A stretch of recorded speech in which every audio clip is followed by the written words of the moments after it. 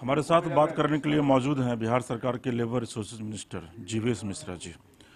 मिश्रा जी, 2021 अब समापन की ओर है। इस एक साल में कितना उपलब्धियों भरा रहा आपके लिए?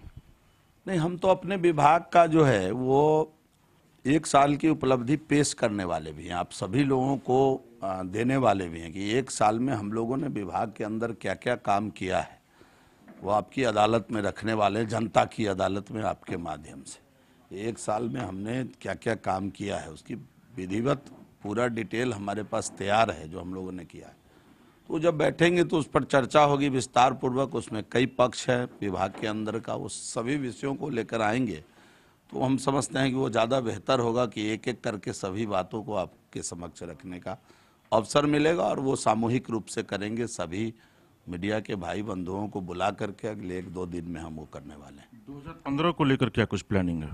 2022 को लेकर क्या कुछ प्लानिंग है? 22 को लेकर के भी हमने अपना तैयार किया है, जो गोल है आगे क्या करना है उसको लेकर के जो रोड मैप है उसको विभागीय रोड मैप को तैयार किया अधिकारियों के साथ, वो भी शेयर करेंगे उसी दिन कि हम आने वाले दिनों में क्या कर रहे हैं, ये बात भी आपको बताएंगे।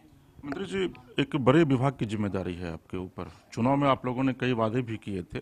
विपक्ष अब आपके वादों को लेकर तंज कस रहा है और यह कह रहा है कि बिहार सरकार ने रोजगार तो दिया ही नहीं। कौन सा विपक्ष?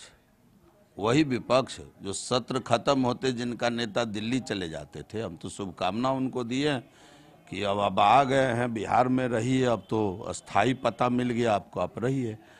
किस विपक्ष की बात करते हैं? वही विपक्ष जो 15 साल बिहार में रहा और अंतिम बजट 23,000 करोड़ का बनाया, वही विपक्ष अब तो 38,000 करोड़ का खाली शिक्षा का बजट हम लोग बना रहे हैं। 2,18,000 करोड़ का बिहार सरकार का बजट है। कौन सा विपक्ष? वही वाला विपक्ष जो राजद और कम्युनिस्ट पार्टी और कांग्रेस मिल के बिहार को चलाया 15 साल, उसी विपक्ष की बात कर रहे हैं। जिसने बिहार के अंदर एक भी रोड को सलामत नहीं रहने दिया, उसी विपक्ष की बात कर रहे हैं।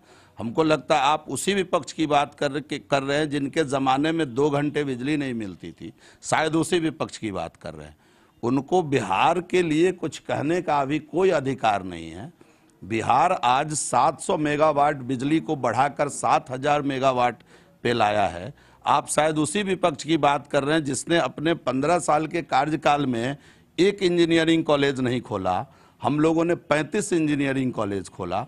मुझे लगता है आप उसी विपक्ष की बात कर रहे हैं जब वो सत्ता में थे तो अपने 15 वर्षों के कार्यकाल में 1-2 मेडिकल कॉलेज भी नहीं खोल पाया। हम लोगों ने 10 से अधिक मेडिकल कॉलेज खोला। उनको जरा ये तो पूछ लीजिए कभी। मुझे लगता है आप उसी विपक्ष की बात कर रहे हैं जब स्वयं सत्ता में थे तो इस बिहार में एक भी पॉलिटेक्निक और ITI नहीं खोल पाए। हम लोगों ने 100 से अधिक ITI इस बिहार के अंदर खोला इस 15 वर्षों में। तो मैं विपक्ष जो सीरियस विपक्ष का नोटिस लिया जाता है, जो बिहार की चिंता करे। अब नॉन सीरियस विपक्ष की बात तो सदन के अंदर सुनना कई बार मजबूरी होती है, बाहर आपके माध्यम से सुनना बहुत मजबूरी नहीं है। जीवेश बाबू, लेकिन एक बड़ा सवाल तो है कि 19 लाख लोगों में से कितने लोगों को आपने रोजगार दिया है? बताया ना कि 19 लाख लोगों का हमने वादा किया। एक साल बीते बीते आप देखिए ना, इस समय हाथ कंगन को आरसी क्या, पढ़े लिखे को फारसी क्या। एक साल के अंदर हमने 2.5 लाख से अधिक, आप देखिए 1.25 लाख से तो अधिक केवल शिक्षक नियोजन का निकला हुआ है, नौकरी देने जा रहे हैं। 50,000 से अधिक तो स्वास्थ्य विभाग के अंदर ANM GNM अन्य क्षेत्र में रोजगार देने जा रहे हैं। और कोई ऐसा विभाग नहीं है आज जहां 1,000-2,000 करके जो खाली सीट की वैकेंसी या तो आ चुकी है या आने वाली है। आपको भी याद होगा जब आप स्टूडेंट लाइफ में होंगे तो श्रम नियोजनालय कार्यालय हुआ करता था जिला में, वहां जा करके लोग एनरोलमेंट कराते थे। क्या स्थिति है जिला में उनका? नियोजन कार्यालय आज भी है और उसकी स्थिति अच्छी है। 12 लाख लोग आज नियोजनालय में उनका नियोजन है बिहार के अंदर। लेकिन अब जो परिस्थिति बनी है, पहले नौकरी पर्याप्त था, नौकरी लेने वाले लोग उस तुलना में तुलनात्मक दृष्टिकोण से देखे तो कम था। अभी नौकरी सरकार के अंदर कम है और नौकरी लेने वाले यूथ की संख्या ज़्यादा है। अब इसमें तालमेल बिठाने के लिए नियोजनालय के माध्यम से हम सीधा सीधा कोई जॉब अभी पुराने तौर तरीके के हिसाब से अभी दे नहीं रहे हैं। सीधा हम नियोजन मेला लगाते हैं, नियोजन कैंप लगा रहे हैं बड़े पैमाने पर बिहार के अंदर। आपको मैं बहुत जल्द सूचना देने वाला हूं कि बड़े पैमाने पर अगले 15 दिनों के अंदर पूरे बिहार के सभी जिला में नियोजन मेला लगेगा। और हमारे अधिकारी संपर्क में हैं बड़े बड़े कंपनी से, बड़े बड़े लोगों से कि वो यहाँ आकर के नियोजन मेला लगाएंगे।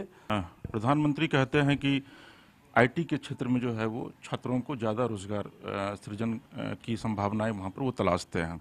बिहार में भी आप लोगों ने कहा था कि बिहार को आईटी हब बनाएंगे। आप चूंकि आईटी मिनिस्टर भी हैं, क्या कुछ खास प्लानिंग्स है और क्या कुछ किया है? बिहार में आईटी हब बनने की संभावना है। हम तो आने के बाद आईटी हब बनाएंगे, हम तो चेष्टा कर ही रहे हैं। हमने तो कभी ऐसा कहा नहीं कि आईटी हब बनाएंगे, लेकिन आईटी हब बनने की संभावना बिहार के अंदर है। हमारे बच्चे आज आईटी को चला रहे हैं राज्य के बाहर। अगर आप जाकर देखिए बेंगलोर में, हैदराबाद में, अगर नोएडा में, गुड़गांव में, बड़े पैमाने पर जहां आईटी के लोग, आईटी प्रोफेशनल हैं, वहां अगर बिहार के बच्चों को देखेंगे तो बड़े पैमाने पर वहां वो हैं, उनकी उपस्थिति है। तो हम समझते हैं कि अगर उनके लिए उचित समुचित प्लेटफॉर्म बिहार के अंदर अगर हम खड़ा करते हैं तो आने वाले दिनों में वो अपने स्टेट, होम स्टेट को लौटेंगे और यहाँ एक सकारात्मक वातावरण बनेगा।